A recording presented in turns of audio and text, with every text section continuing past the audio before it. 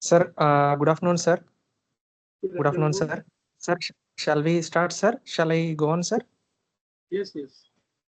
Respected professors, doctors, seniors, batchmates, and juniors. Good afternoon to one and all. I am Dr. Shakti Vigneshwar Ji from the batch of PG batch 2022, and I have the honor of hosting this session. Thank you all for being here. On behalf of State National Homeopathic Medical College, Lucknow, I am honored to welcome you all to this final session of the webinar series on miasm, miasmatic diagnosis and its clinical applications. We are privileged to once again welcome our gem of Indian homeopathy, Professor Dr. Ashok Kumar Das, an esteemed expert in the field who has been a key presenter throughout this webinar series on miasm, miasmatic diagnosis and its clinical applications. His vast experience and deep knowledge have consistently enriched our understanding of miasmatic theory and its practical applications in clinical practice, and we are excited to hear from him once again today. This webinar has been organized under the leadership of Professor Dr. Amit Naik sir, our HOD of Department of Materia Medica, and Professor Dr. VP Verma sir, Head of Department of Organ of Medicine. So we extend our sincere thanks to them for their guidance and for making this event so possible. So to our audience, the students of State National Homeopathic Medical College, I encourage you to take full advantage of this opportunity to learn, to ask questions, and engage with the speaker. Sir, now I would like to invite Dr. Professor Dr. Ashok Kumar Das, sir, to begin today's session, sir. Thank you, sir. Please, sir. So thanks to all of you. Good afternoon to all. Slides, put the slides. Hello.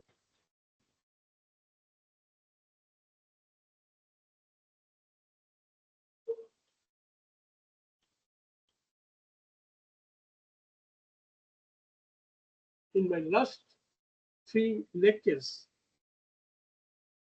I have discussed about the theoretical aspects of the knowledge of miasm, which you need. Today, I will discuss about the application of that knowledge in clinical practice through different case studies. To begin with, I would like to discuss the case of Dr. Vishal. A patient came to us complaining of the following: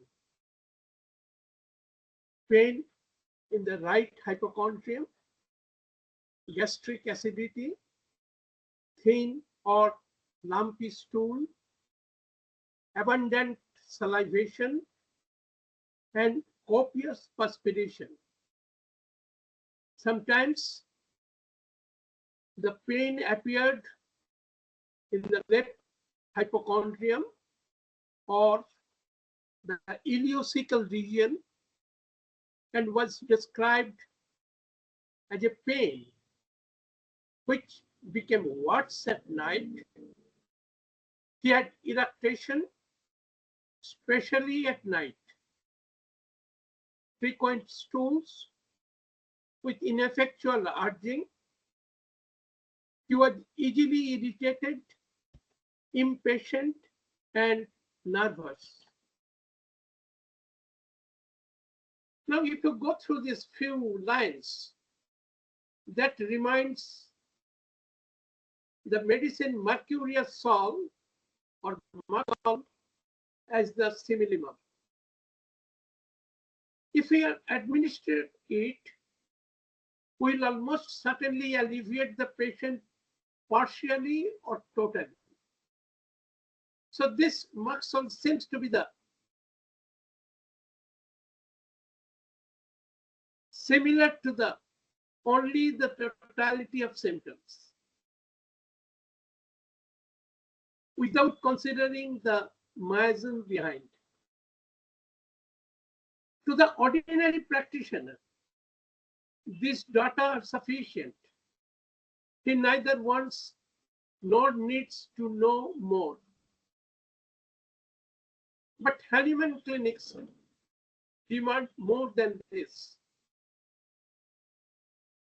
If we investigate the patient, more exhaustively, we will find some further small details.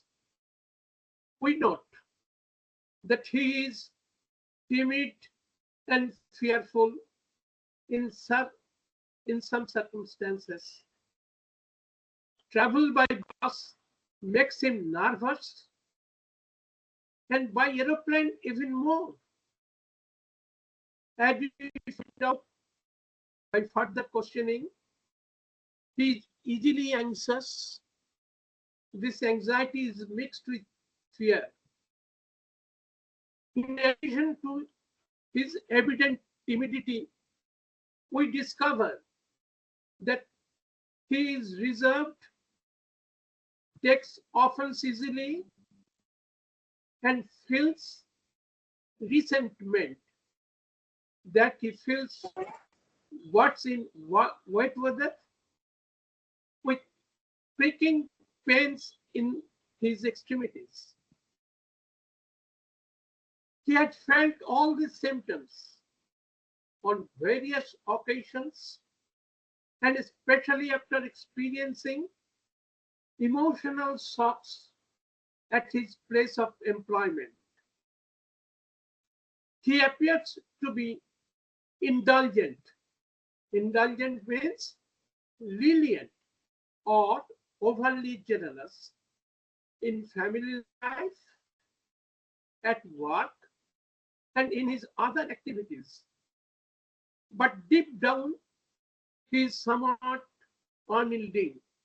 Unyielding means have very strong, fixed ideas about something and of contrary nature. He was raised in a relatively austere means strict environment, by a rigid father and strict grandparents. So if we consider these mental aspects, we think of certain other medicines as described by Dr. Ortega. In his language, just I read out few lines again. So, without further biopathographical investigations, we discover by strict adherence to Hahnemannian orthodoxy that the patient had a dominant psoriatic condition with a touch of syphilis. But the true totality of the symptoms demands calcarea curve as the true simillimum, and not mercurius as would at first have appeared. Repertorizing the symptoms in the Materia Medica confirms the conclusion. Now you see here that if you only think of the symptoms of this particular patient, it seems to be much solved. But if you take the history in depth and consider the other mental conditions of the patient having the miasmatic basis, we or Dr. Ortega considered calcarea as the simillimum, which can cure the case completely. We'll say that this moxor will be only the similar to the superficial symptoms. Yes, that can give temporary relief, no doubt. Many times we prescribe, or all of you prescribe in such a fashion, and also you get result. But if you consider the miasm along with the totality, which I told you earlier, the miasmatic totality, then you can completely cure the case. So this is the difference between only superficial symptom similarity as well as considering the totality along with its cause, that is miasm, for complete cure. So with case of Ortega, let us discuss another case treated by me. Just this is few lines of Dr. Ortega. Let us note that in prescribing calcarea, we did not use only the true totality of the symptoms, but we established a suitable hierarchy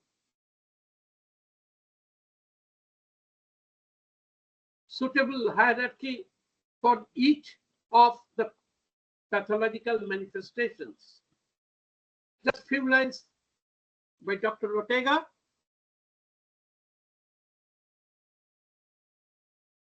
Calcarea curve as the constitutional medicine covers the totality of the patient's symptoms and will not only immediately alleviate the symptoms which afflict him, but it also be the most appropriate stimulus for these human beings'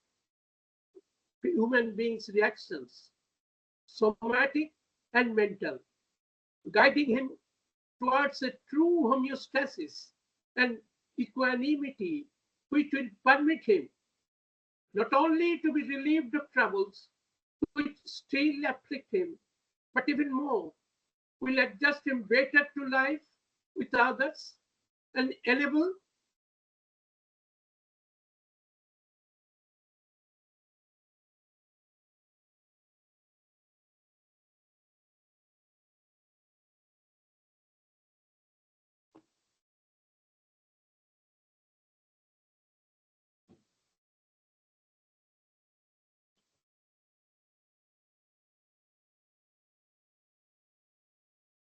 that's the problem.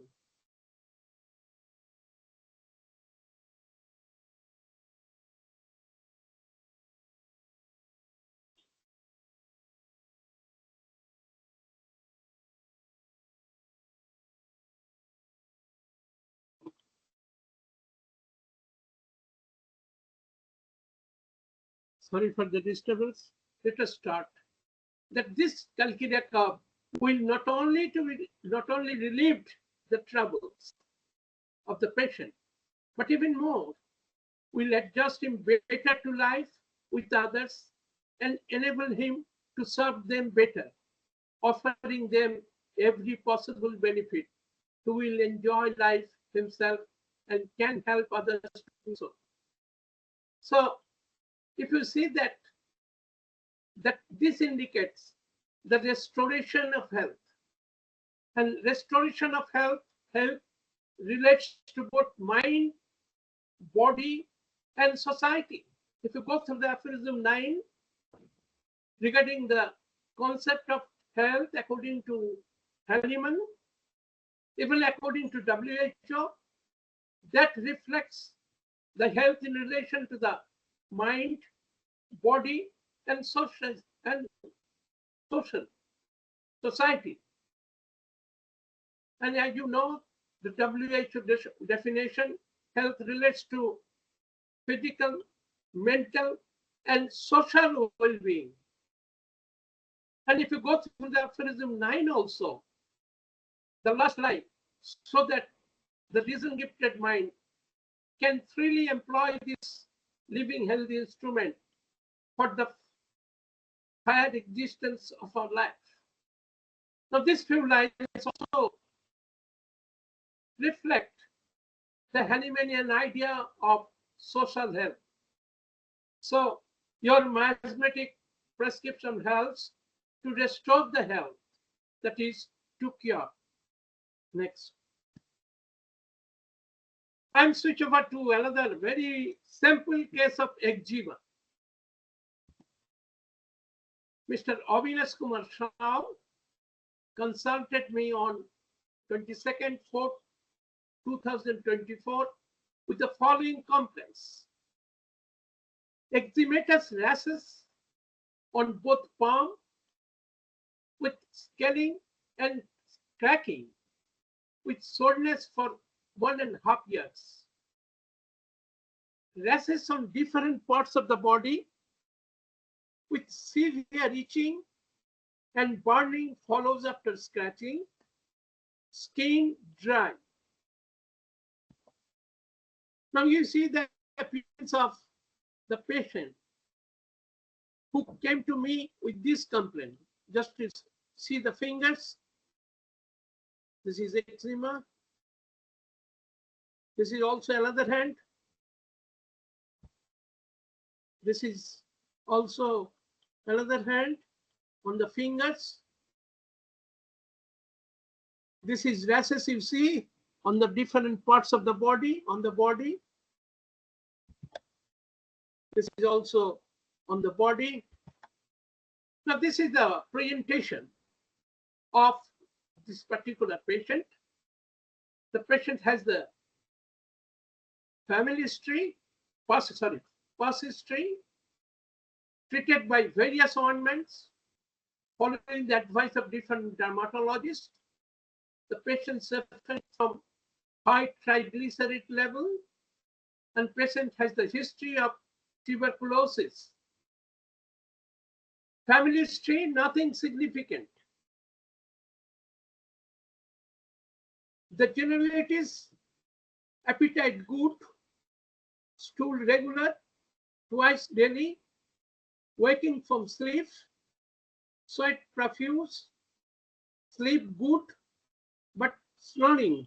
There is snoring of the nose, sleeps with open mouth, desire for sweat, warm food and cold drinks, aversion, nothing particular, hot patient. And I do not get any characteristic mental symptoms. That's why we have to consider only others, not the mental. Now, here is the miasmatic analysis. The eczematous with scaling, cracking with soreness, psora. I told you when I teach you regarding the psoric manifestation of skin, I've told you the scaling, cracking is the characteristics of psora. Rashes with severe itching and burning follows after scratching, that is also psora. Skin dry, psora. History of suppression of the skin disease, that also indicates psora. So what's the mathematical diagnosis of this case? This is cause is psora, that is psoric eczema. What's the totality of the symptoms?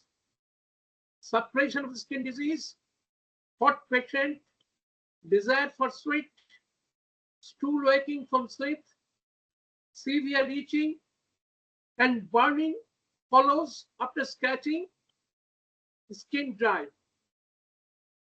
You can easily think of the medicine. Now, you see, this is the totality of the symptoms. Now we have considered it. That is the miasmatic totality. What is miasmatic totality? Just we added the miasmatic background of the patient. So you see all the symptoms are which I described as the totality of the symptoms. And behind the totality, what's the cause? Psora is the cause. So we have to find out a medicine which can cover both the miasm as well as the totality. So I first prescribed sulfur 0/1, 16 doses. In relation to that, I also advised allergy profile through ELISA method. Here I want to discuss that aspect. You see, this eczema, usually according to the modern medicine, the cause is some allergy. Now, that allergy may be to different things in our environment. But thanks to the modern technological development, the food allergy can be diagnosed, identified through the certain allergy profile tests through ELISA method. That means by applying the knowledge of the present medical technology, we can identify the food responsible for these allergic manifestations like eczema. If you think of from homeopathic angle, all these foods acts as a maintaining cause. But Hahnemann told that you have to give the indicated similar medicine, but at the same time, you need to remove the maintaining or exciting cause. With the advancement of the medical science, now we to some extent identify those exciting or maintaining cause. And that's why I advised the test, allergy test, food allergy test through ELISA method. In fact, there is another method, which is a past method, that is a skin prick method. That means by giving the different antigens in very minute quantity on the skin, they identified the food allergy long back. In fact, that was the earlier one. But that was certain problem because you are adding in your body some foreign substances. So we should not advocate that method. But here you can identify the level of IgE against each food by drawing only a blood sample. So ELISA method is a method by which we can easily identify or quantify the IgE level against different foodstuffs which may act as the exciting or maintaining cause. So in that patient, I prescribed sulfur 0/1 along with I prescribed also, I also advised him to do that particular test. Now, why 50 millicell potency? Please keep in mind that according to homeopathy, as there is history of suppression of the skin disease, so after giving similar medicine, the skin symptoms may again reappear. And that may be very troublesome to the patient. So, in order to avoid that severe homeopathic aggravation, which may follow after the administration of the sulfur in centesimal scale, I prescribed sulfur in 50 millisiemel potency. So please keep in mind, whenever you do homeopathic practice, you must be very sincere and logical in your approach. You must follow each step one by one, and then it will be easy for you to select a medicine. I told you, you take the case seriously, thoroughly, then analyze the case, then evaluate the symptoms, then you form the totality of the symptoms, then you do mathematical analysis and diagnosis, then you select the medicine. Now, if you think in that stepwise fashion, it will be easy for you to prescribe in a particular case. So please, whatever I have given you the sequence, even in your practice, to go on thinking in that way, to take the case thoroughly, from the totality, think over the miasm, think over certain medicines, which can cover both the totality and the miasm. Prescribe the medicine. Not only to prescribe the medicine, but you have to think over the dose. Dose means its potency, its quantity, its number of administration, in which form you will give. So many things in relation to the thinking about the dose of the medicine. That is another chapter. So for the time being, just I concentrate on that how to select the medicine. And yeah, I have given 50 minutes and potency why I have described. Now you see basis of prescription. I already told you very common. Every one of your first year student also know suppression of skin disease, hot patient, desire for sweet, stool, waking from sleep, severe skin followed burning, after sketching, skin dry, soda, miasmatic cause soda. So it is a very simple case of psoriatic eczema. Actually, I started my discussion because it gives a very simple idea. Then I will go in depth in other complicated cases. So this is a case of psoriatic eczema where I prescribe sulfur. The follow-up, next, the patient comes on 9/5/2014. Again, I have given sulfur 0/2 16 doses. In this connection, I must also mention there is a difference between the repetition of the medicine in centesimal scale and 50 millisievert per scale. In centesimal scale, this homeopathic aggravation occurs at the very beginning, and whenever there is homeopathic aggravation, so long homeopathic aggravation continues, you should not give any medicine. The patient will improve, so long the patient is improving, just to give placebo. But the reverse is true in case of repetition of 50 millisievert scale. Patient, after giving the medicine in 50 millisievert scale, the patient will feel better. But even the patient feels better, you have to give the next higher potency.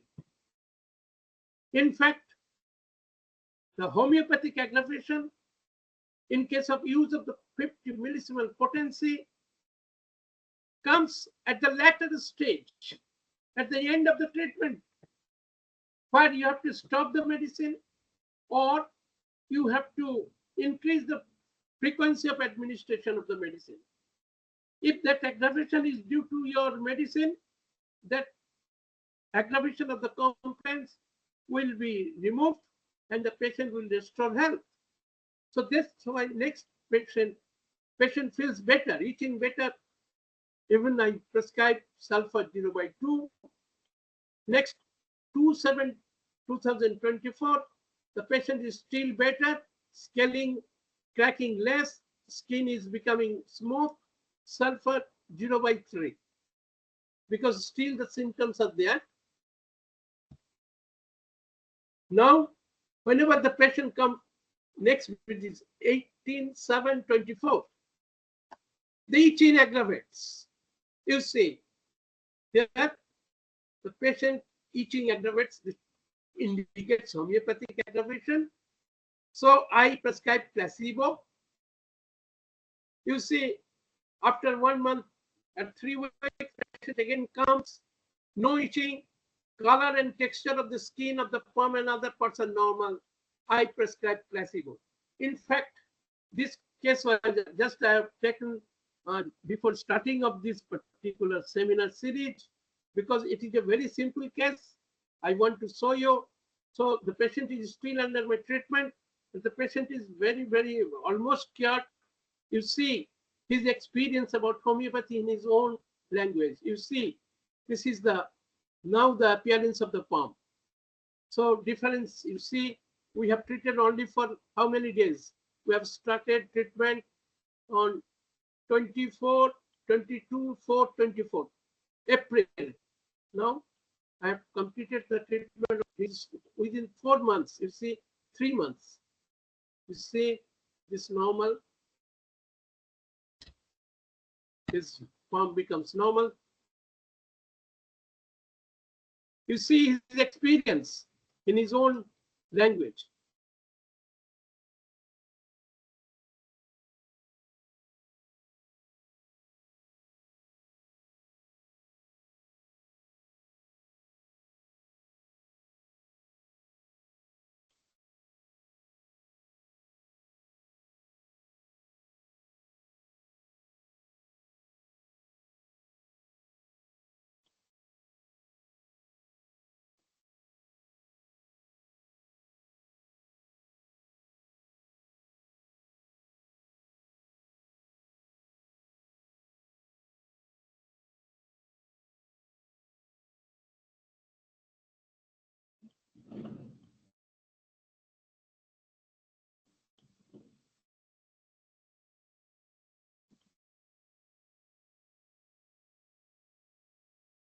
So maybe some problem. I think better to switch over.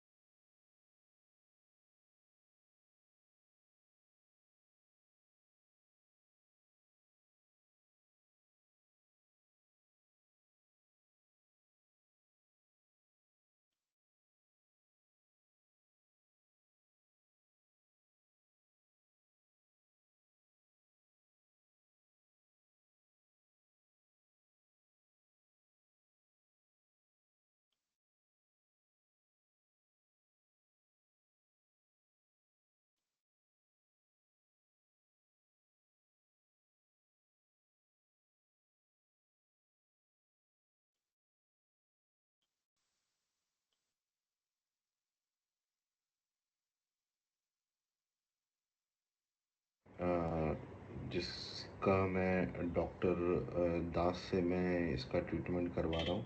1.5 साल पहले ये मेरे को first appear हुआ था मेरे हाथ में।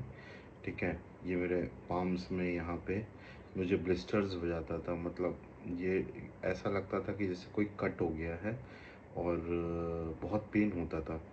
और मैंने डॉक्टर दास को दिखाने से पहले 3 एलोपैथी के डॉक्टर्स को दिखाया, जिससे मुझे कोई उतना कोई फ़ायदा नहीं हुआ। मेन मेरा प्रॉब्लम था कि हाथ में ब्लिस्टर्स बन जाने के कारण बहुत पेन रहता था, पानी यूज़ नहीं कर सकता था, मैं कुछ यूज़ नहीं कर सकता था, सोप यूज़ नहीं कर सकता था। ठीक है, मगर तो होम्योपैथी में आने के बाद विदिन 1.5 मंथ्स मेरा ये तो ठीक हो गया। बट बहुत अलग अलग जगह में मुझे और भी है स्किन इशू, जैसे यहाँ पे है, इसमें है, थाइज़ में है। वो सारे मगर कंट्रोल में है। मतलब विदाउट होम्योपैथी मेरे को नहीं लग रहा था कि ये ठीक होगा, बट होम्योपैथी के ही कारण ये ठीक हो रहा है। ऑल थैंक्स टू डॉक्टर दास, वरना ये पता नहीं, मतलब बहुत पेनफुल था वो, बहुत पेनफुल अभी भी है। मतलब उतना ज़्यादा नहीं है अभी, 20% डिस्कम्फर्ट है, जो 100% डिस्कम्फर्ट था पहले। अभी पता नहीं कितने दिन और लगना है इसको ठीक होने में, बट होपफुली ये जल्दी ठीक हो जाए। बट विदाउट होम्योपैथी तो ये ठीक नहीं हो पाता। आई गेस इसका एलोपैथी में कोई ट्रीटमेंट नहीं है, कोई प्रूवन ट्रीटमेंट नहीं है। बट होम्योपैथी तो मतलब इट्स लुकिंग गुड कि होम्योपैथी में शायद ये ठीक हो जाए जितना जल्दी हो पाए। Thank you. Hello.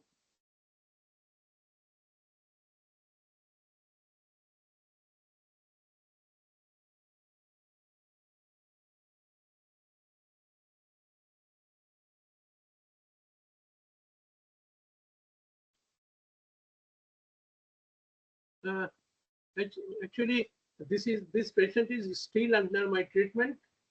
You have seen that there is a history of tuberculosis in the family. So we have to think over other drugs afterwards for complete cure.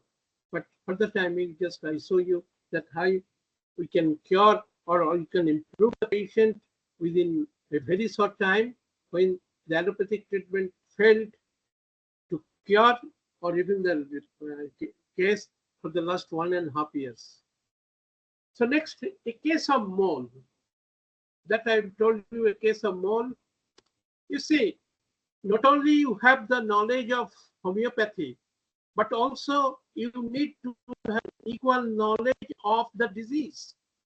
Whenever you treat any case, you try to have a knowledge of medicine, knowledge of the particular disease. So what is moles? Moles is a benign growth on the skin, and that is usually non-cancerous, but in some cases, very rare cases, it may lead to cancer, leading to malignant melanoma. Whenever a patient comes to with your moles, if it is remain as it is, not so much problematic.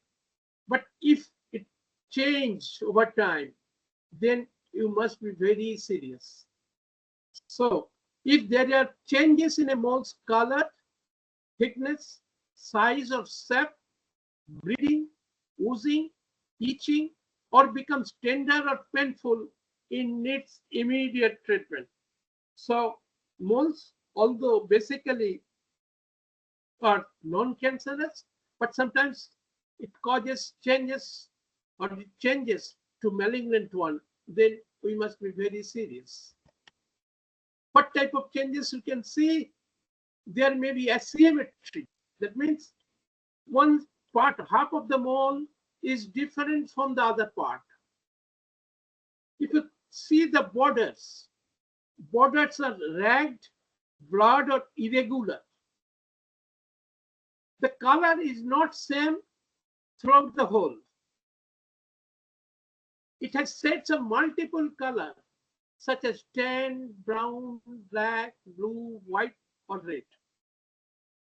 The diameter is larger than the eraser of a pencil. And if it changes its size, it becomes raised over time, then you can think of that there is something bad is coming. Now with this, a patient comes to me, Mrs. Rosanara Begum, aged 65 years, consulted me in 18/9/18 with the following complaints. Black, cauliflower-like growth on the left side of the face with sudden increase in size, having itching, pain, and offensive reddish watery discharge for last 3 months, hard in consistency. Loose cough for last 3 to 4 days after exposure to rain with profuse watery expectoration. Often suffers from heartburn, aggravation from throats, stool, 1 to 2 days interval, hard, history of recurrent cough and cold, aggravation, rainy season, with occasional headache. Now you see the appearance of this particular mole. Now history of present complaints, a small, black, dry, soft swelling was present on the left side of the face since early childhood. It is very gradually increasing size with increases. But 3 months back, there was sudden increase of size of the swelling with itching, pain, and offensive reddish watery discharge. She consulted allopathic physician who advised her to undergo immediate surgical removal of the growth followed by biopsy. So the patient consulted me to avoid surgery. Yes, usually the patient comes most of the time after consulting allopathic doctors, and whenever this advised surgery, they comes to us to avoid surgery. In fact, this particular lady suffered from migraine headache, treated by allopathy, now occasional headache. Family history, the mother have bronchial asthma. The physical generalities, the patient is obese, thirst 2 to 3 liters per day, sleep good, no specific dreams, sweat profuse, not offensive, desire nothing particular, aversion nothing particular, hot patient. History of recurrent cough and cold. Now, what about the mathematical analysis? The moles, excessive abnormal proliferation, psychotic, history of recurrent cough and cold, aggravation rainy season, psychotic, loose cough after exposure to rain with profuse watery expectoration, psychotic, often suffers from heartburn, aggravation fruits, psoric, stool constipated, heart, psoric, obesity, psychotic, family history of mother, bronchial asthma, that also indicate psychotic. So what's the mathematic diagnosis? It is a mixed mathematic case with psychotic dominance. That means mixed mathematic means it is a combination of psora and psychosis, but psychosis is dominant. Why? How can I say that this particular pathology is a psychotic pathology? So here the dominant miasm is psychosis. My first prescription, please, very interesting one. I prescribe 18,918, Dalkamara 30. I also advised to apply Thuja mother locally thrice daily, placebo for 7 days. Why Dalkamara? Loose cough after exposure to rain with profuse watery expectoration. Actually, whatever, sometimes the patient comes with some acute problem. Although the patient may have some chronic problem also. But now the acute problem is much troublesome to the patient. The patient has loose cough after exposure to rain with profuse watery expectoration. That's why I prescribe Dalkamara. Next visit, cough reduced, moles, no significant change. But still cough is there. So I switch over to Dalkamara 200, 6 doses thrice daily. Next visit 17, 10, 18, no cough, moles, no significant change. You see, I also prescribe then next higher potency. Why? You see, Dalkamara is also an antipsychotic drug. And not only that, according to Kent, that if you get good result with a particular medicine, before leaving that particular drug, try the next higher potency. That's why, without leaving Dalkamara, I go to the next higher potency, Dalkamara 1M. Next visit, pain and itching and discharge much reduced. You say, giving Dalkamara also, the pain and itching discharge reduced. Complaint, as it is less, I prescribe placebo.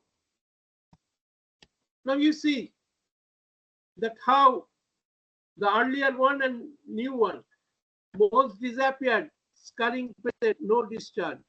Just you see, I have taken gradual changes of that particular skin.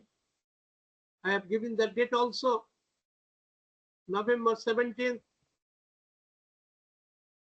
Report on 17, 18, mole disappeared, scarring on process, no discharge. Again, I prescribe placebo. Moles disappeared, placebo. Moles disappeared, but discoloration of the skin is still present.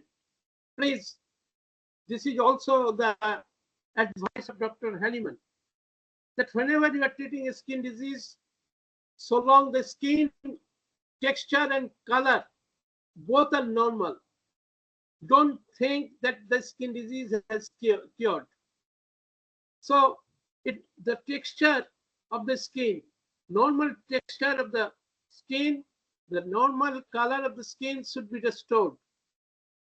That's why it is not, we cannot say that it is cured.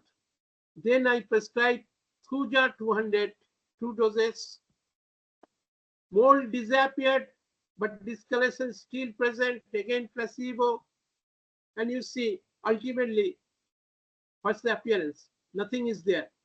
You see here, this is not, this is another thing, but this is, it was there. You see the appearance, complete disappearance of the mole and reappearance of the normal texture and color of the skin. So you see here also the same thing, that how we selected a medicine which covered both the symptoms as well as the miasm. Next case, a case of allergic rhinitis in a child with inherited syphilitic miasm. How syphilis is being inherited in a particular child who suffers from allergic rhinitis. This is the picture of this boy. Master Devdit Poddar, aged 7 years. His mother consulted me on 2/1/18 with the following complaints: watering from nose with spasmodic sneezing for last 2 to 3 months, aggravation after waking from sleep, both at morning and evening, and also at afternoon, treated by allopathy with temporary relief, rashes on skin with itching. Rash appears every summer for the last few years. The history, delayed milestone, delayed dentition in speech, urinary tract infection twice. Patient suffered from dengue. The family history, grandmother, maternal grandmother suffers from diabetes mellitus. Paternal grandmother and grandfather also suffers from diabetes mellitus. Genitis, appetite good, sleep less, sweat profuse more on head and neck, stool regular, tongue clean, red, moist, desire for meat, sour, warm food, aversion to fruits, hot patient, inattentive, obstinate, fear of dark, fear of lizard. The mind, dull, inattentive, and obstinate. Physical examination, flat foot. Now, what is flat foot? Just you say, there normally there is an arch in our foot. But if there is no arch, like the second picture, you see the flat, that is flat arch. So this is flat foot. What's the mathematic analysis? Watering from nose with spasmodic sneezing, psoric, rashes on skin with itching, psoric,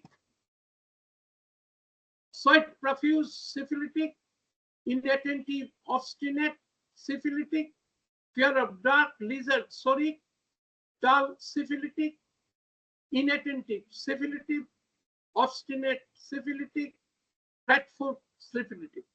Now this flat foot, you see, it is an inherited condition. This is an inherited, it's present since birth. So this is why we're talking that this the patient has delayed dentition, detailed milestone, or let's think of your syphilitic background. So delayed milestone, syphilitic, and you see family history, the diabetes, and diabetes is tubercular, combination of SORA and syphilis. In this regard, I told you during my discussion, Hahnemann classified the miasm into three: SORA, syphilis, and psychosis. And he told not the tubercular miasm. J.H. Allen, he has described tubercular miasm when SORA and syphilis combined and transmitted through generation. Please keep in mind, in a patient, there may be SORA and syphilis at the same time without any complex formation. So SORA syphilis, but if it is transmitted through generations, that combination cannot be isolated, then it becomes tubercular miasm. So what's the miasmatic diagnosis? A mixed miasmatic case, SORA and syphilis, which is inherited, and that is tubercular miasm. What's the treatment? The first prescription was arts iode 30. Why arts iode? Watering from nose with spasmodic sneezing, appetite good, hot patient, tubercular background. Arts iode is a tubercular, it's anti-tubercular drug. So tubercular background. First prescribed 30 to 1st January, 2nd January 18, 20th 1st, arts iode 202 doses. After 1 month about arts iode 1M. You see, the patient feels better, better, better. Sometimes the patient again symptoms come because of paucity of the time. I have not repeated that why I changed it. Just I followed the classical approach when to change potency from 200. Now this arts iode, this also gives certain relief, but not it comes again. Then I switch over to tuberculinum. You know, arts iode is complemented by tuberculinum, and the patient covers the miasm as well as the symptoms. So I prescribe tuberculinum 200, followed by tuberculinum 1M, and followed by tuberculinum 10M. And that is in between about 1 month, and between 1M and 10M, there are 2 months gap, and the patient was completely cured. So this is the, what I told you, this is the clinical application, that on the basis of the symptoms, on the basis of the past history, family history, personal history, whatever you will get it, first think of the miasm behind, form the totality, select the medicine who can completely cure the case. So this is one case, completely cured by anti-miasmatic treatment. Another case, a case of pre-auricular mass. Just you see, the parents of Sufia Insa, aged 6 months, only 6 months child, consulted me on 11 to 17 with the following complaints: soft swelling in the right pre-auricular region, first noticed at the age of 2 months and gradually increasing in size. Recurrent cough and cold, sweat moderate, more on head, wets the bed during sleep. So that, as you know, that if there is any mass that has been done, USG was done on 18 to 17. What's the findings of USG? Evidence of the ill-defined, small, hypoechoic, predominantly heterogeneous lesion, 2.68 centimeter into 1.18 centimeter, noted over superficial aspect of right pre-auricular region. On colored Doppler study, evidence of core vascularity noted in the lesion. Now you see that child. This is the mass is this part. It's just swelling is there. This part is the pre-auricular swelling. Past history, nothing significant. Family history, bronchial asthma, arthritis. Physical generalities, appetite normal, sweat profuse, more on head, smell sour, stool regular. Now we prescribe calcarea curve. Why? What's the basis? The symptoms are sweat more on head, wets the pillow during sleep, smell sour, recurrent cough and cold, swelling is soft, the miasm is psychotic. Calcarea curve it covers all the three miasms, tri-miasmatic. So you see, this is the problem in case of prescribing this of children. You will not get too much of past history or personal history or family history you may get, but otherwise you have to prescribe whatever symptoms you get.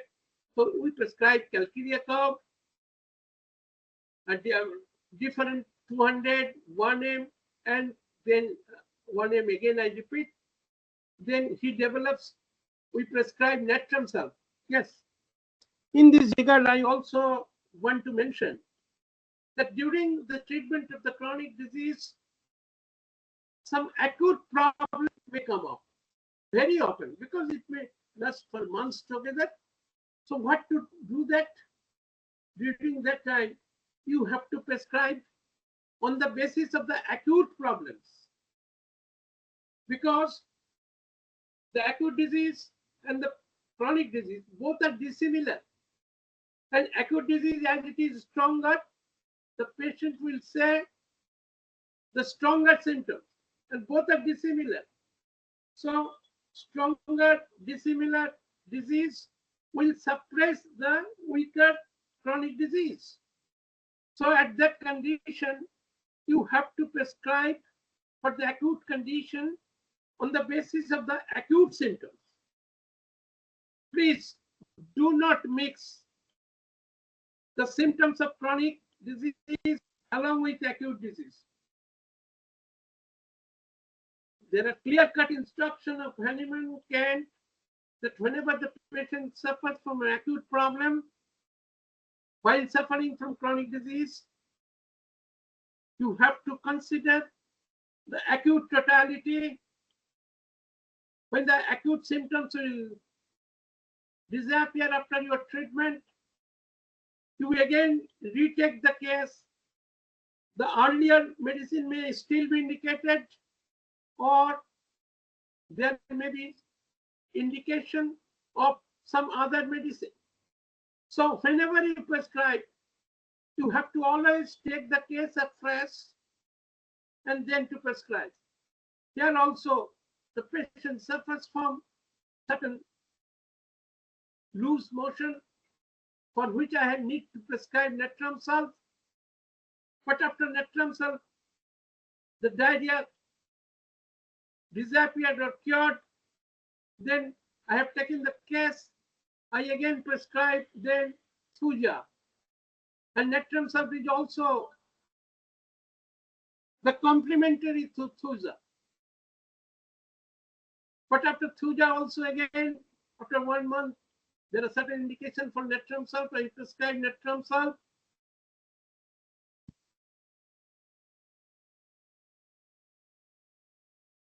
Again thuja in 1M, next again 1M.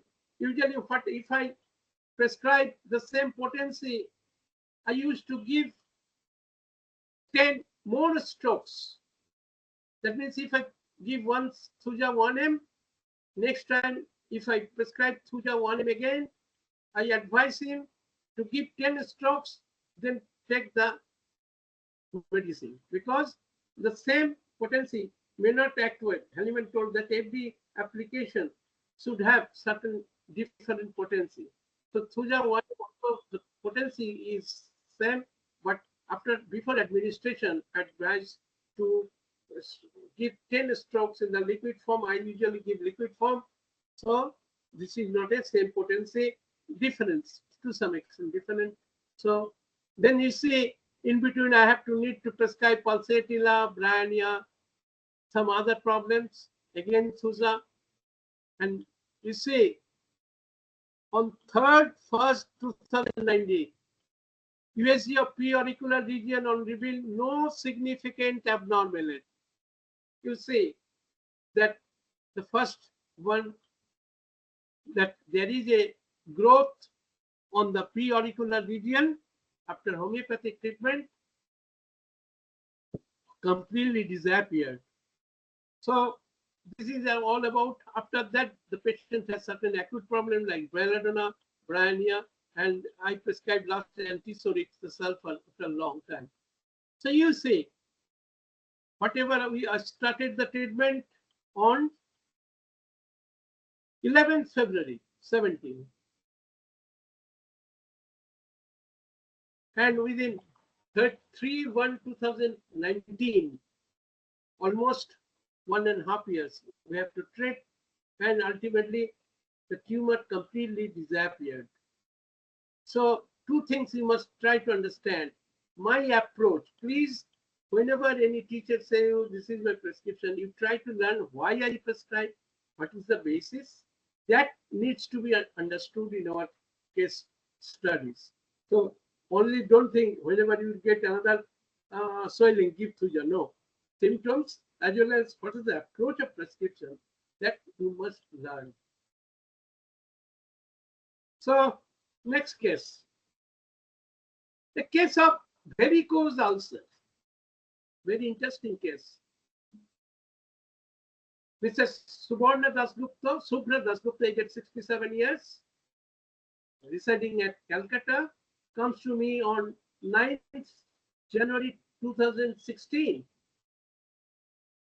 Non-healing varicose ulcer on right leg for 4 years with black crust at the base. Severe burning pain, aggravates at night, relieved by cold, sitting, rest, discharge, watery, reddish, scanty, sometimes offensive. Pain, both legs, aggravation, walking, soreness and bruise discoloration of the right knee after fall 2 days back. You see, here also, the patient has a long history of non-healing varicose ulcer. Now the patient comes to you with that problem, but the patient says that the soreness and bruise discoloration of the right knee after fall 2 days back. You see the appearance of this ulcer, non-healing varicose ulcer. First history, fracture of right femur after fall 5 years back, treatment allopathy, history of vomiting during pregnancy, long history of vomiting during pregnancy. The family history, further bronchial asthma, hypertension, and chronic kidney disease. Died at the age of 42 years. You see, patient of hypertension died at the 42 years, indicates syphilitic miasm. Brother gastric ulcer. Mother died from suicide. You see, the history that by which we can also give some prognosis. Strong history of syphilitic miasm in the family. Giarditis, appetite good, good with dreams of God, but sometimes could not sleep for pain, sweat less, thirst less, clean with central cracking, tongue clean with central cracking. Giarditis, stool, regular, desire, egg, sweat, warm food. Aversion, nothing particular. Heat and cold relation, chilly patient. Tendency to catch cold easily, aggravation, winter. You see, the first prescription, Arnica 200.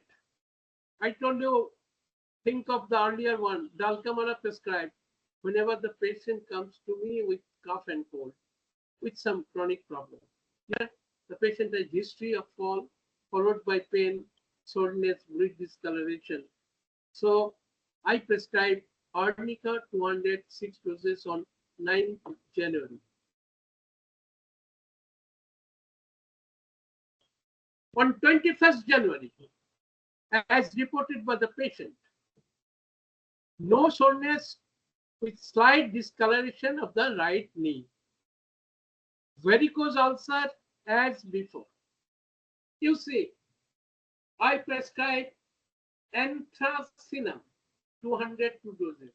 It is a rare medicine, but it is always to be prescribed when there is severe burning pain and relief, and there is also black discoloration with crusty oozing, severe burning more than arsenic, phosphorus. So I prescribe anthracinum. Today we did this drug, anthracinum, at your home. Severe burning pain, black crust. You see earlier also, you see this background is black, severe burning.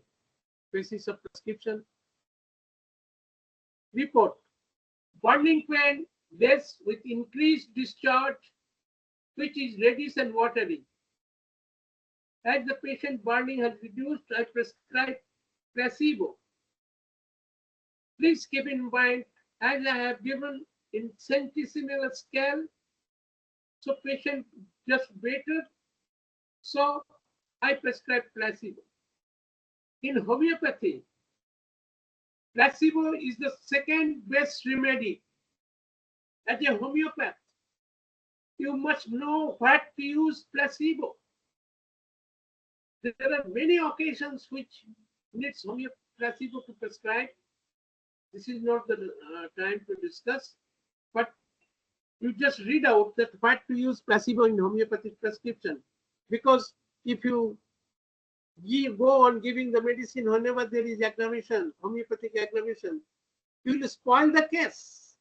So you have to logically prescribe placebo in different conditions. Now after 1 month, 7/3/16, burning pain much less, discharge reduced. I prescribe again placebo. Again after 1 month, almost 1 month. Occasional burning pain, discharge also reduced. Again placebo. Burning pain as before, size of the ulcer as before. That means the patient comes to a standstill condition. No further improvement of the burning, size of the ulcer remain the same.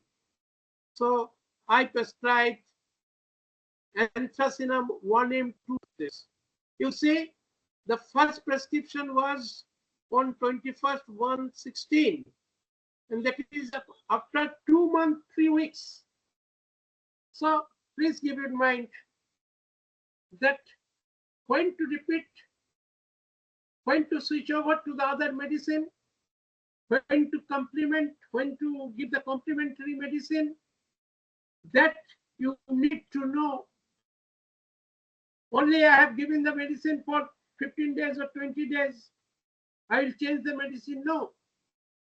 In homeopathic practice, Hahnemann given total instructions what to prescribe, what to change the potency, what to give the another medicine. You need to know the knowledge of second prescription, Kent's 12 observations, Kent's concept of evaluation of the symptoms. You must have an equal knowledge of all those things, starting from case taking, evaluation, selection of medicine, selection of potency, selection of dose, what to prescribe. That means how to assess the action of your medicine through Kent's 12 observations, second prescription, how to prescribe placebo. So all you should have a clear-cut idea so that it is easy for you to prescribe. So you see, I prescribed anthracinum 1M after 2 months, 3 weeks. So don't be, even you see in the repertory, the duration of action. Yes, That is only a guideline, but the main guideline will be, so long the patient is improving, you should not give any medicine. What to prescribe, what to change the medicine, what to change the potency, that is very, very important to learn. Now you see, follow up. You see the appearance of this 2616. Burning pain increased. Aggravation at night, which disturbs sleep. Watery blood stain discharge from the ulcer increased. Size of the ulcer as before. Homeopathic aggravation. I told you after giving anthracynum 1M, there is increased burning, aggravation at night. So I prescribe placebo for 3 weeks, considering this aggravation as homeopathic aggravation. So next visit, about after 1 month, burning pain less, sleeping well, discharge from the ulcer much reduced, ulcer looks reddish with much reduction of black discoloration of the base of the ulcer. So here see, the appearance also changed, that it is now becoming red. Prescription, placebo for 1 month. Homeopathic aggravation followed by relief. Again, burning pain less with increased discharge, which is reddish and watery. You see, although I am giving anthracynum, but it will not curing. Now I consider to prescribe Syphilinum 200, considering the syphilitic background. When I describe the history, I emphasize that the patient has a strong syphilitic background, and that aggravation all night, non-healing ulcer for a long time, I prescribe Syphilinum, followed by placebo. Next follow-up, that is, I prescribe placebo on 29th February, December, about December, January, February, I prescribe Syphilinum 1M, again 2 doses. Now you see the appearance, almost healed. You see almost how this particular varicose ulcer has healed. 4 years, the patient has earlier history of this varicose ulcer. You see, follow-up case, you see totally cured.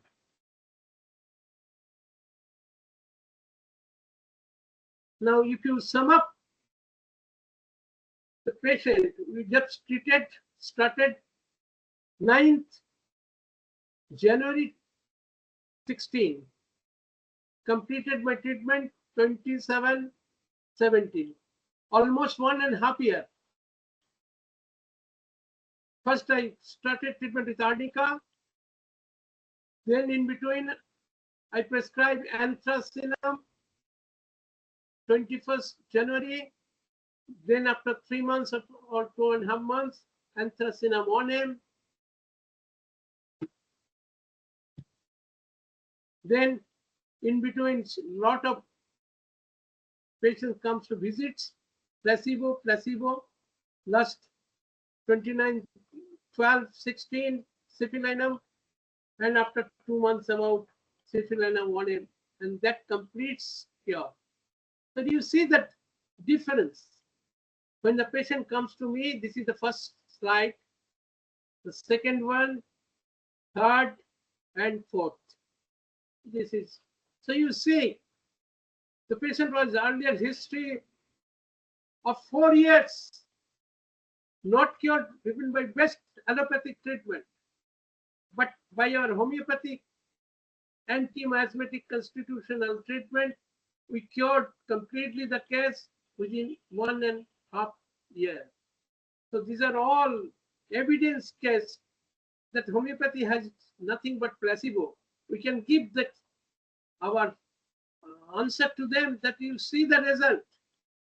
Only 4 times medication, completely cured this particular non-healing varicose ulcer in a patient who had suffered for the disease for last 4 years. So this is the beauty of homeopathy, that how we can treat such difficult cases by homeopathic constitutional anti-miasmatic treatment. And that is no doubt the individualized anti-miasmatic constitutional treatment. Next, another case, a case of brain tumor, a case of high-grade glial neoplasm of brain. Mrs. Champarai, aged 49 years, residing at Calcutta, consulted me on 11th February 2024 with the following complaints. Cannot walk without support for the last 1.5 months. Trembling of hands with difficulty in drinking and eating. Vomiting several times without nausea. Pain, multiple joints, aggravation movement, relief by rest. Past history of diabetes mellitus and hypertension for last 2.5 years, and now on allopathic treatment. Family history not known properly. The generalities: thirst 1.5 liters per day, stool thrice daily, sweat profuse, desire fish, chili, warm food, aversion nothing particular, hot patient. MRI of the brain on 13th 2024 shows high-grade glial neoplasm, 2.3 centimeter into 3.4 centimeter into 2.6 centimeter at right parietal lobe. So there is a tumor on right parietal lobe. You see, here we get very few symptoms. And here, deep acting anti-miasmatic treatment is very difficult because of chances of severe aggravation. Keeping in mind Dr. Kent first observation. So here you only get hot patient, sweat profuse, patient has brain tumor. We prescribe calcarea floor, 206 doses thrice daily. You see, the time is limited, that's why I am just showing you that we give calcarea floor after 1 month, placebo. Here I repeatedly give the 200. Why? Because I do not want to give higher potency because of fear of some advanced pathology in the brain. So that's why I've seen the calcarea floor 200. After giving calcarea floor, you will steal his calcarea floor, and last I prescribed calcarea floor 1 m. You will be astonished. The patient is now walking, doing all the work at home. I also, in the initial stage, I think that it may cover, what will happen, do not know. I told him yes, because I have the experience of treating brain tumor, several cases with very good result. So I assure him that yes, let us try what to do. The patient cannot move, cannot eat, cannot walk. But after giving calcarea floor, the patient can walk, can do his own work. Now it is quite completely normal now. So, but the patient's financial condition is not good. That's why I'm not able to repeat the CT scan MRI. So, but you see the result, and you just listen the experience or this experience of the patient's son. He has described, but it is in Bengali. Anyhow, if any one of you understand Bengali, you can understand that first the experience of this particular boy.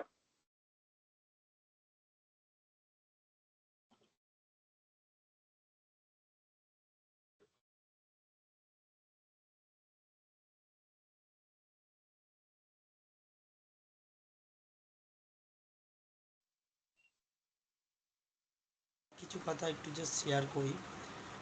একদিন হঠাৎ আমার মায়ের brain stroke ধরা পড়ে। তো সেক্ষেত্রে তখন আমরা হসপিটালে নিয়ে যাই আরজি করে। তো আরজি করে নিয়ে যাওয়ার পর ডক্টর দেখে এমআরআই করায়, এমআরআই করে বলে যে ব্রেন স্ট্রোক হয়েছে ওনার, ওনার ওটি করতে হবে। তো ওটির জন্য আমরা জিজ্ঞেস করলাম কী খরচ হতে পারে। ওটির জন্য 12 লাখ টাকা খরচা হতে পারে বলেছিলেন উনি। আর ওটি করার পরে যে উনি বাঁচবেন তো সেটাও মানে কোনো গ্যারেন্টি ছিল না।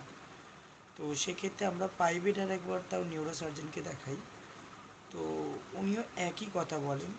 তো যাই হোক, আমাদের কাজিন বলতে পারেন যিনি, উনি ডক্টর অশোক কুমার দাসের মানে ট্রিটমেন্টে এখন রয়েছেন। ওনার অ্যাকচুয়ালি গলায় টিউমার রয়েছে। তো সেক্ষেত্রে আমি তখন আমার মাকে ডক্টর অশোক কুমার দাসের কাছে নিয়ে যাই। তো উনি সমস্ত রিপোর্ট দেখার পর, উনি অ্যাকচুয়ালি হোমিওপ্যাথি ট্রিটমেন্ট করেন। উনি সমস্ত রিপোর্ট দেখার পর উনি আমার মায়ের 15 ডেজের ওষুধ স্টার্ট করে, মানে মেডিসিন স্টার্ট করে 15 ডেজের ওষুধ। তো তারপরে আমার মা প্রথমে আমার যখন মায়ের ধরা পড়ে, আমার মা কিন্তু নিজে হাতে খেতে পারতো না, উঠে দাঁড়াতে পারতো না, গলা খাওয়াতে হতো। তো এখন 8-9 মাস হয়ে গেল আমার মা ডক্টর অশোক কুমার দাসের মেডিসিন মধ্যেই রয়েছে, মেডিসিন নিচ্ছে। তো এখন আমার মা নিজে উঠে দাঁড়ায়, নিজের কাজকর্ম সমস্ত কিছু করে। গলা খাবারও খাওয়াতে হয় না, আমাদের মতো নর্মাল খাবারই খায়।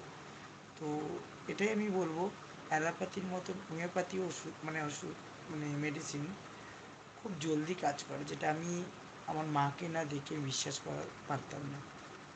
তো সেটাই বলবো, হোমিওপ্যাথি ওষুধও আছে Actually, I do not যেটা know. খুব জলদি কাজ হয়।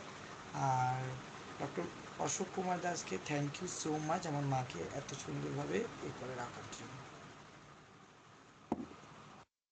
Hello. Perhaps you may know, understand Bengali or not, but the main thing, actually, he has given a wrong idea that it is not a brain strokes.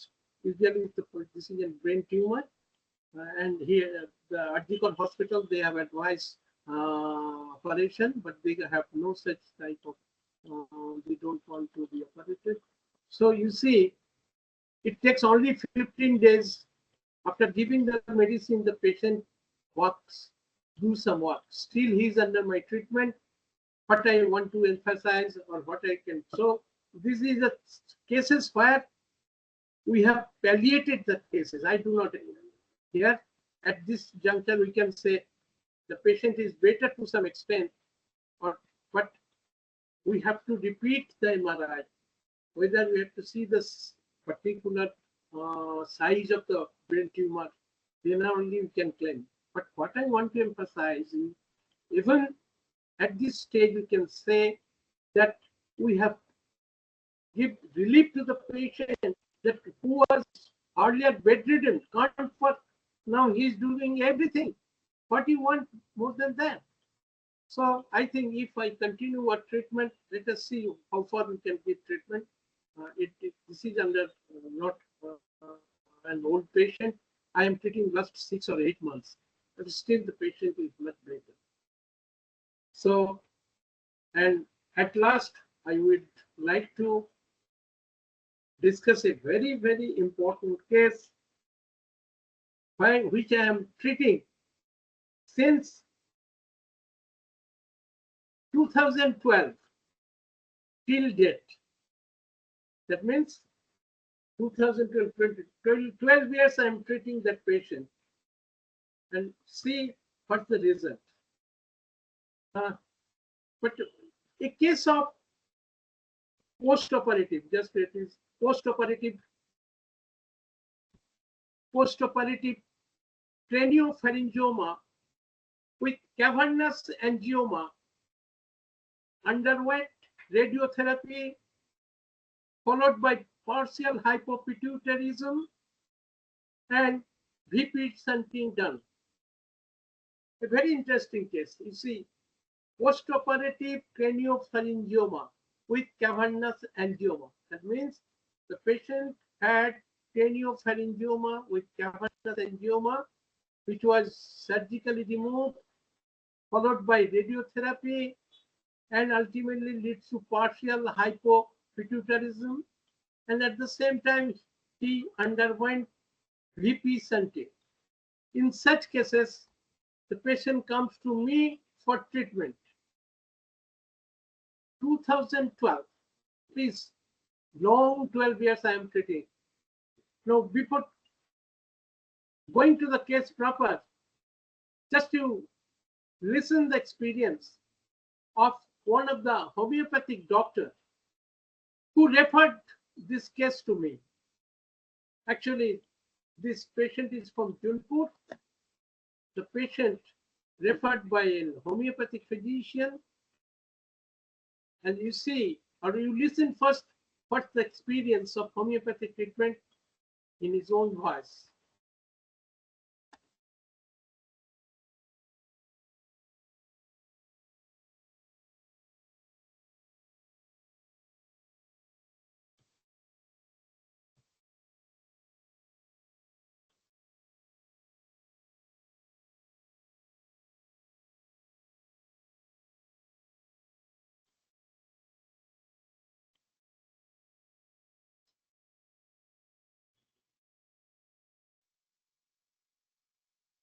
Hello. नमस्कार, मैं doctor Tarkeshwar Singh Kolkata से हूँ। अपने भांजे के बारे में कुछ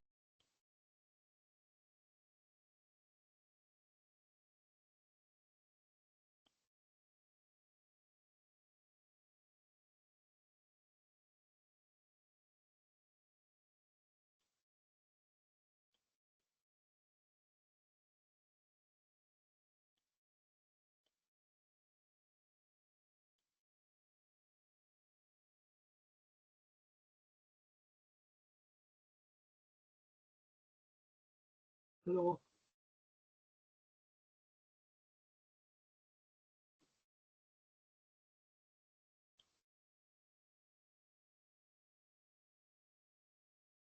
चार में उस समय जो है इसके ऊपर खर्च जो बता रहे थे कि 4 से 5 लाख, लेकिन कोई गारंटी नहीं। फिर मैं उसे लेकर के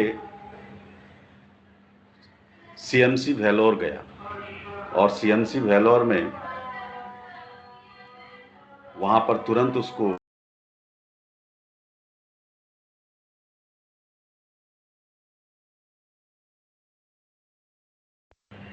प्रथम चरण में मैं डॉक्टर तारकेश्वर सिंह कोलकाता से हूँ। अपने भांजे के बारे में कुछ चिकित्सीय एक्सपीरियंस शेयर करना चाहता हूँ। हमारा भांजा जब उसकी उम्र 8 साल की थी तो उसके अचानक उसके ब्रेन में पानी भर गया, जिसको हम लोग मेडिकल टर्म में हाइड्रोसेफेलस कहते हैं। जौनपुर से वो कलकत्ता उसको हमने बुलाया और यहाँ पर कलकत्ता के तमाम बड़े बड़े हॉस्पिटल्स, सर्जन जो है न्यूरो सर्जन को हमने दिखाया। सब ने जो है एक ही बात कही कि ये ऑपरेशन करना होगा। और 2004 में उस समय जो है इसके ऊपर खर्च जो बता रहे थे कि 4 से 5 लाख, लेकिन कोई गारंटी नहीं। फिर मैं उसे लेकर के सीएमसी वेलोर गया और सीएमसी वेलोर में वहाँ पर तुरंत उसको एडमिट किया गया और सेम डे उसका ऑपरेशन हुआ। प्रथम चरण में इसके ब्रेन में वीपी शंट लगाया गया, जिससे उसके ब्रेन में जितना भी एक्स्ट्रा सीएसएफ था वो आस्ते आस्ते आस्ते आस्ते वो इंटेस्टाइन में आया और उसका ब्रेन का प्रेशर कम हो गया और पेशेंट जो है नॉर्मल हो गया। फिर 1 सप्ताह के बाद उसका सेकंड जो है ऑपरेशन हुआ, सेकंड चरण में, वो क्रेनियो फेरिंजियोमा उसको हुआ था एमआरआई की रिपोर्ट के अनुसार, और उसको ऑपरेट किए डॉक्टर वी राजशेखर, जो कि उस समय के न्यूरोसर्जन वहाँ पर अभी भी हैं। उन्होंने ऑपरेट किया, और ऑपरेशन के बाद जब हम लोगों से मिले तो उन्होंने कहा कि जितना मैं निकाल सकता था निकाला, कुछ अवशेष रह गया है, उसको हम लोग रेडिएशन के माध्यम से नष्ट करेंगे। ठीक 1 महीने के बाद में रेडिएशन चालू हुआ, और प्रतिदिन जो है करीब 1 महीने तक उसका रेडिएशन चला। सप्ताह में 5 दिन चलता था उसका रेडिएशन चला। उसके बाद एमआरआई हुआ, फिर डॉक्टर जो है डिस्चार्ज किए। 2 महीने के बाद हम लोग फिर कलकत्ता वापस आए, और तब से हर 1 साल पे जो है फॉलोअप में वेलोर जाते थे। एमआरआई होता था, और जो इंस्ट्रक्शन मिलता था उस हिसाब से फॉलोअप में हम लोग मेडिसिन वगैरह चलाते थे। 2012 में एक बार फिर फॉलोअप के लिए वेलोर जाया गया, और वहाँ पर एमआरआई हुआ। तो एमआरआई में एक नया चीज़ निकल करके आया उस समय, मल्टीपल सेरिब्रल कैवर्नस एंजियोमा। ये दोनों हेमिस्फेयर में ये था, जिसमें एक का साइज जो है काफ़ी बड़ा था, जो कि 2.7 इंटू 2.6 इंटू 3.3 सेंटीमीटर था। और डॉक्टर वी राजशेखर जो कि ऑपरेट किए थे, उन्होंने कहा कि मैं इसका ऑपरेशन कर सकता हूँ, इसको करूँगा, लेकिन ये 50-50 चांस है।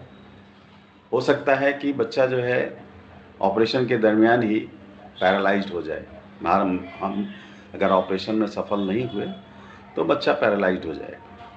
और अगर इसको हम एज इट इज छोड़ दें तो हो सकता है कि ये 20 साल, 25 साल, 30 साल भी ये ऐसे ही रहेगा, इसको कुछ नहीं हो। तो दोनों ही बातें हैं। अब निर्णय आप लोगों को लेना है कि ऑपरेशन हम करें कि नहीं करें। और उस समय उसकी हाइट थी 131 सेंटीमीटर। बच्चे की हाइट, हमारे भांजे की हाइट 131 सेंटीमीटर थी।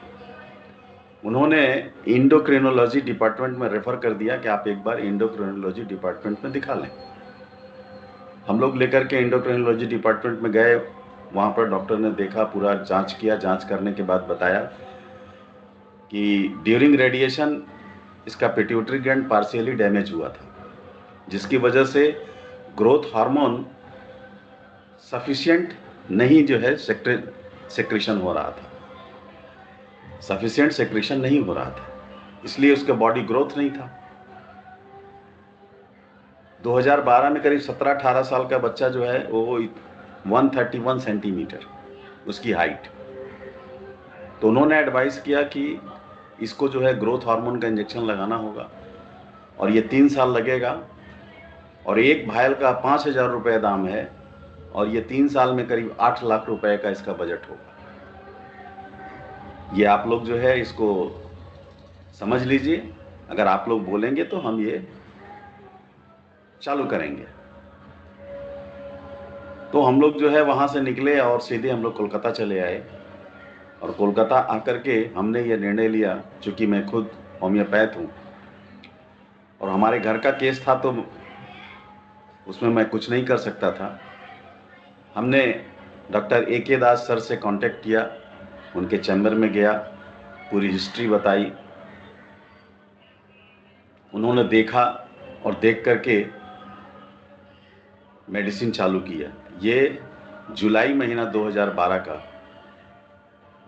ये समय था, और उस समय से लगातार जो है सर के सानिध्य में, सर के ही देख रेख में ये ट्रीटमेंट आज तक चल रहा है। आज का जो उसका पोजीशन है, अभी 2022 में भेलोर में क्रिश्चियन मेडिकल कॉलेज फिर गए थे रिव्यू के लिए, तो वहाँ पर एमआरआई हुआ, और एमआरआई के रिपोर्ट में खुद भेलोर में वहाँ लिखा है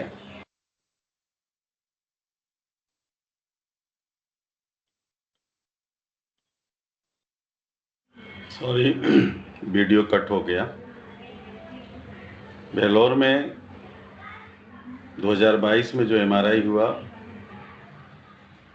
उसमें देखा गया कि उसका जो सबसे लार्ज कैवर्नस एंजियोमा था उसकी साइज जो है छोटी हुई, और जो रेसिडुअल पार्ट था पहले के ऑपरेशन का क्रेनियोफैरिंजियोमा का कैल्सिफाइड होकर के उसकी भी साइज छोटी, और इसकी हाइट अभी प्रेजेंट में मोर देन 150 सेंटीमीटर है।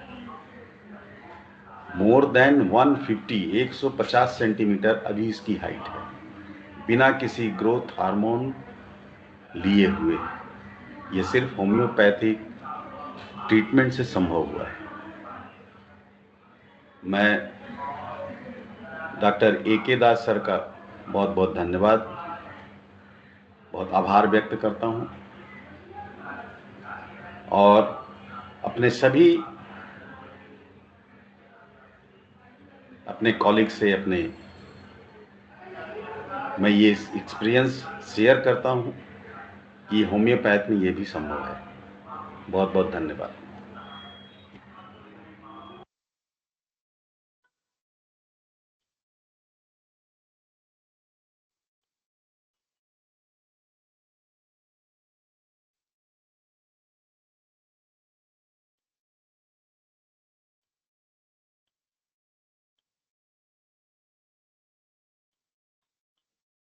Just you have listened the experience of Dr. Tarakeshwar Singh of his nephew. I'll discuss the case because it is a long case from last 12 years. I will give just the synopsis of the whole case. Mr. Anshuman Singh, aged 16 years, consulted me on 9/7/2012 with the following complaints: retarded growth with no development of secondary sexual characters, recurrent headache, both temporal region, aggravation and reduction, stool 2 days interval, patient is dull. All developmental milestones are delayed. So it is a case of post-operative, post-radiotherapy, multi-compartmental, that is suprasellar, left subfrontal, left CP angle, and prepontine, partly cystic craniopharyngioma, operated at CMC Vellore in the year 2004. The past history, that is right frontoparietal cavernoma, multiple small cerebral cavernomas, post-operative or post-radiotherapy, adenomatous craniopharyngioma, operated CMC Fellow 2004, post-operative left frontal and right parietal VT shunt. The family history: grandmother, bronchial asthma, and tuberculosis.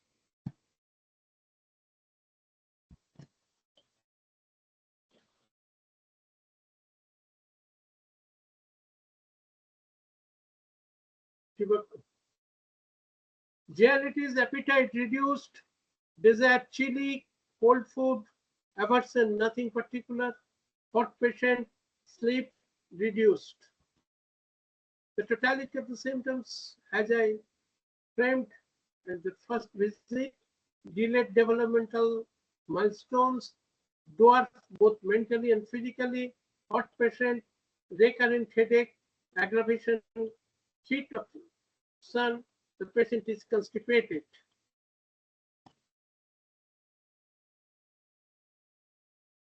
Now, last assessment was done CMC Vellore on 15/3/2023. Anshuman Singh was seen in the endocrinology appointment on 15/3/2023. Last seen in 2012.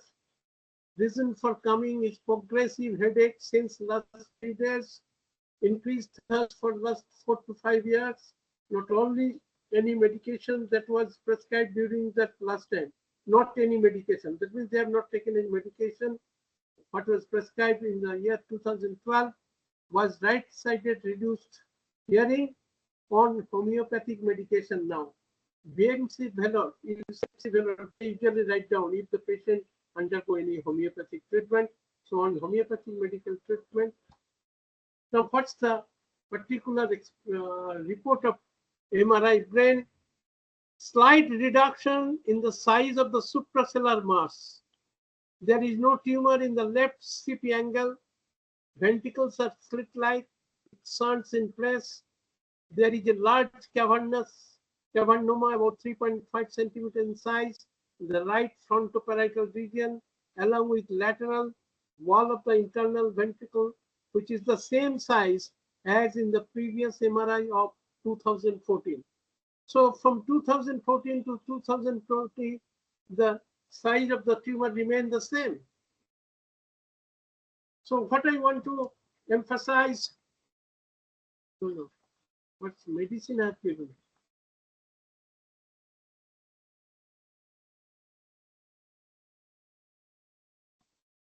You see, a lot of medicine are prescribed, but the most important one, Baraita Mure, starting from 3x 200 1m, Nectamute 200 1m 10m 50m, Calcarea 3x, Carcinosin 200 1m 10m, Calia 200 1m 10m, Tuja 200.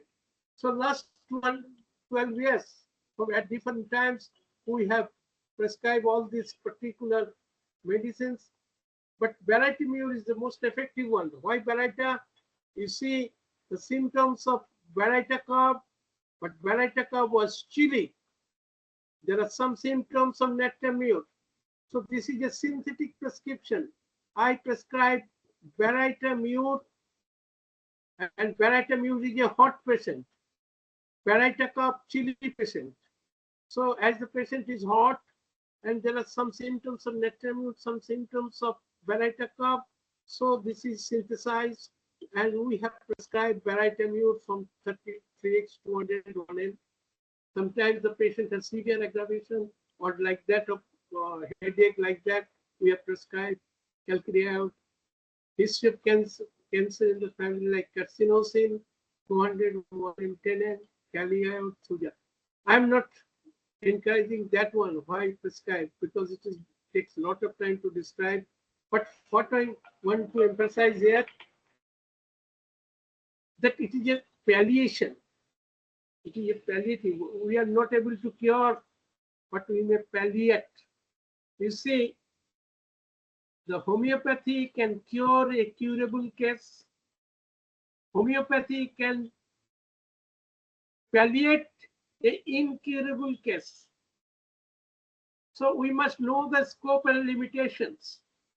And you see, I have shown you that here I have not given too much of anti-miasmatic drugs because of presence of gross pathology in the brain, the vital organ, where it will be difficult to manage. So gradually I started with low potency sometimes, and if the patient is improving, follow the next higher potency. So whatever I have done or whatever I have prescribed, it is purely on the basis of Hahnemannian principle, Kantian principle, and stalwarts. So what I want to emphasize you that you need to prescribe a curative remedy when the disease is an incurable stage. The disease is at functional level. But if there is gross pathology is there, then if the patient comes to an incurable stage, having irreversible pathology, in such cases, we may not cure the case completely, but we can palliate the case. And the same principle is applicable both for curative and palliative purpose. But in palliative purpose, you must be very careful about the selection of the potency.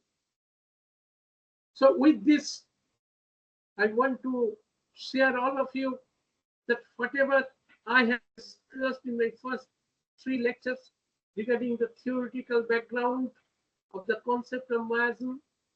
Now today I have already shown you that how I apply that knowledge in practice. to get the very encouraging results. So I do hope that you will also able to do the same thing if you follow seriously the homeopathic approach of Dr. Hahnemann, Dr. Kent, and other stalwarts. You see, but you must follow the homeopathic principles. Unfortunately, at present, there are a lot of combination medicine, lot of other things is going on, by which you cannot able to extend the benefit of homeopathy. You must know the scope of homeopathy. You must know the limitations of homeopathy so that you can do best to the humanity within the scope and also its limitations. So with this, I want to share some things that for this, you need to study Materia Medica, you need to study organ medicine, chronic diseases, and all the philosophical books of different stalwarts like Kent, Stuart Close, Roberts, Hughes, Dunham, and so many others, so that you must have a clear-cut idea about all those things. No doubt you must have the knowledge of repertory also. So three subjects, Materia Medica, organ and repertory, all are equally important in homeopathic clinical practice. But please keep in mind that if you have the clear-cut understanding of the homeopathic philosophy and organon, then only you can apply the medicines in the right perspective. As you know, that organon is nothing but the grammar of homeopathy. You must learn the grammar, how to use the medicine in different conditions to get the real benefit of homeopathy. In fact, the book of chronic disease by Hahnemann and organon was written long back. The English is very difficult to understand.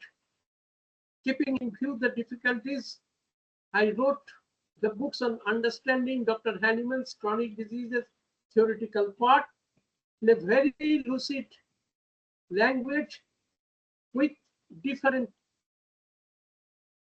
presentation, color presentation for your easy understanding. It is not possible to give everything within this 3 or 4 lectures. So please go through the book of Dr. Hahnemann's chronic disease. If you feel any difficulty, you can think over my book. This is purely, there is no change in the line. I just explain each line of the chronic disease. There is nothing new. Everything, each line of the organ of medicine explained by me. And that's why I've given the name Understanding Dr. Hahnemann's Chronic Diseases. And I also want to emphasize my new 3rd edition of my book. Why? Because if you think of the homeopathic philosophy, especially the book of Stuart Close, it is very, very difficult to understand. But in my new edition of 3rd edition, I incorporated each chapter of Dr. Kent, Stuart Close, Roberts, Dunham, in each chapter. Earlier it was not in my book. Only the organ and chronic disease and some part of the philosophy was there, no doubt. But I have not discussed about the Kent, Stuart Close, Roberts, and others in individual chapters. So here in this 3rd edition, I added all those important and difficult chapters of different stalwarts of homeopathy. So if you go through this book, you will be able to practice homeopathy with much confidence. Whatever I have presented before you is nothing but the application of all those concepts in actual clinical practice. You will also be able to get the similar result if you know the subject and if you apply this knowledge in clinical field. So another thing that is, thank you. Before that, I want to share another thing that I am going to develop on hospital. Here, there is one. I'm going to develop one hospital in Calcutta, where I want to give clinical application or clinical knowledge of the students. I have seen that in our homeopathic colleges, the clinical teaching or clinical exposure is less. So here I have tried to develop a course, not course, the direct clinical application of the homeopathic concepts in my hospital. If any time that will be open within 6 to 7 months, but there will be clinical teaching. I'm trying to develop a clinical teaching protocol there so that you can also practice with much confidence. I also, today is my last class. I also want that if you have any problem, you can share now, you can discuss. You can also keep my mobile number 9830493891. Also, you can write down my email address asokdas321@yahoo.com. If you have any difficulty, then you can also contact me. But before leaving, I want to know that whether you have any question to discuss, any question from your end, so that I can discuss.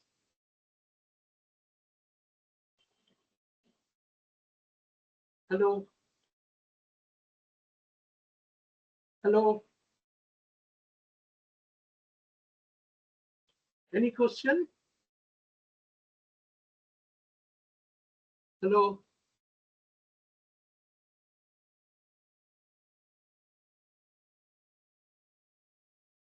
Hello.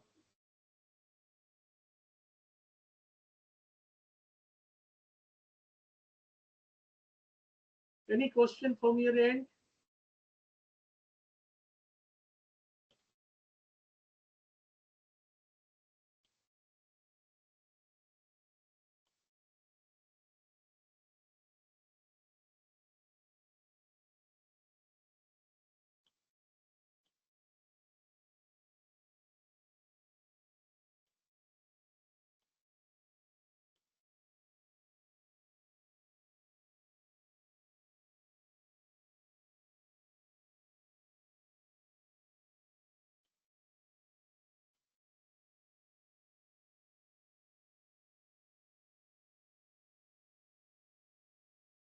Hello, any question or nobody?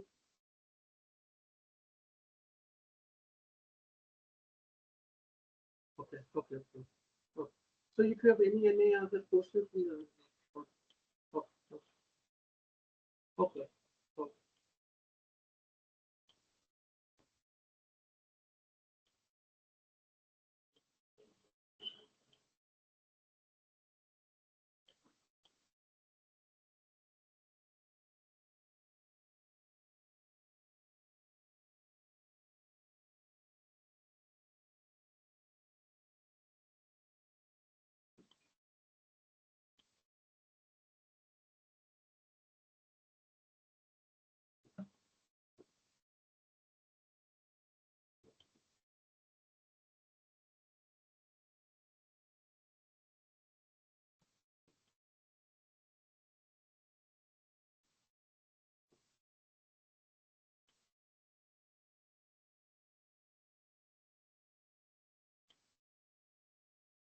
नहीं sir उनका कुछ आया भी नहीं police का भी नहीं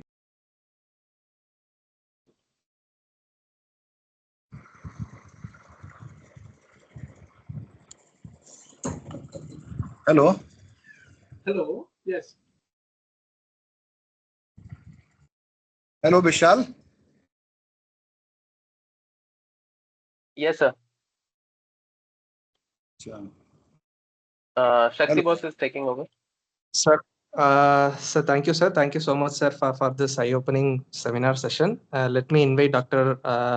Professor Amit Naik, sir, for the for concluding this webinar sessions, which has happened in the 4 webinar series. Sir, Dr. Professor Amit Naik, sir, please say some few words, sir.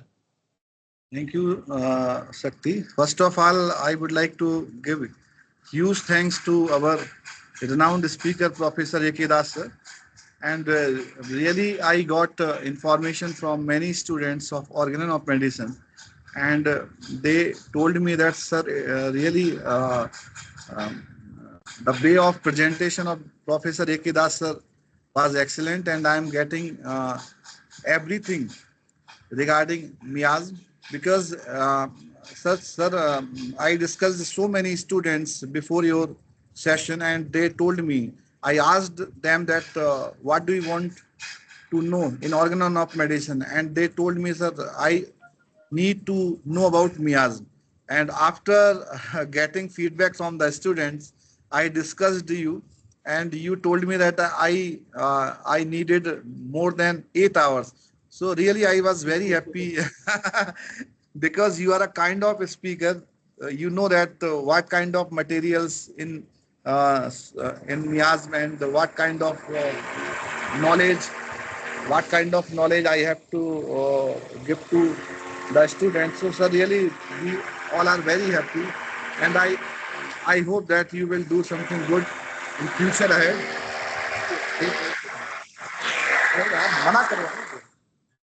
And really, I am very happy, and I hope that you will give some hours in future ahead. So, thank you so much. Thank you once again, sir. And I told many time, and my teacher, I discussed with my all the teachers, and they appreciated your book. And all the students told me that, sir, there are a lot of books. There are a lot of books. I appreciated all the authors. What the matter and the way of material which I saw in this book, really it was amazing. So thank you so much, sir, for giving valuable information to our dear students. And really, I hope that you will do something good in future. Thank you so much, sir. Thank you. Thanks.